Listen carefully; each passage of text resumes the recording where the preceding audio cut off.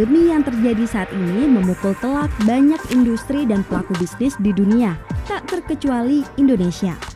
Tapi pandemi juga membuka peluang agar para pelaku bisnis lebih kreatif berkomunikasi dengan konsumennya. 4 pelaku bisnis berikut ini sukses memanfaatkan situasi pandemi jadi peluang. Setidaknya kamu bisa belajar dari mereka.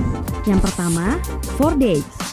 Sebelum pandemi, mereka memproduksi pakaian berbahan organik yang ramah daur ulang. 4Days bahkan menerima pakaian bekas konsumen untuk didaur ulang jadi sesuatu yang bermanfaat. Setelah pandemi, 4Days membuat kampanye donasi 10 masker bagi tiap konsumen yang membeli satu produknya. Mereka juga menjual masker yang hasil penjualannya digunakan untuk donasi masker. Strategi ini dilakukan karena 4Days dengan cepat menganalisa kebutuhan terpenting konsumen saat ini.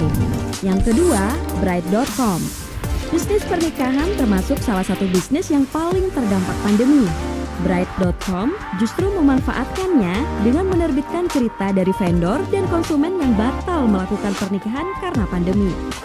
Kini cerita-cerita itulah yang menghiasi halaman depan Bride.com. Hasilnya, banyak orang yang tertarik dengan cerita yang otentik dan relatable.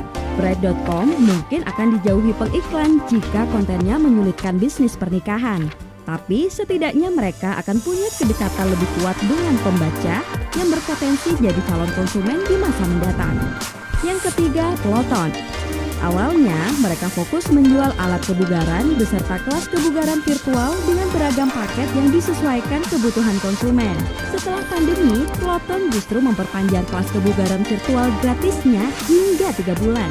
Bagikan konten yang mendukung konsumen, tapi pastikan sifatnya saling menguntungkan.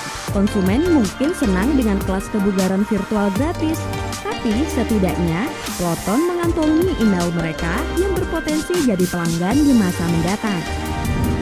Yang keempat, Toyota.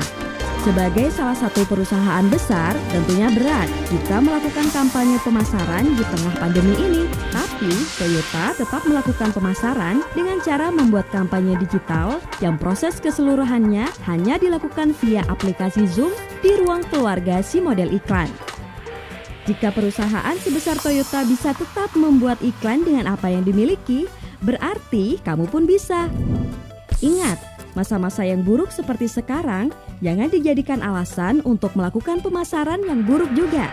Banyak konsumen yang masih bersedia mendengarkan, bahkan melakukan aktivitas pembelian, tapi mereka hanya akan membeli dari perusahaan yang memecahkan masalah, bukan malah menambah masalah. Jadi, tetap semangat berjualan ya.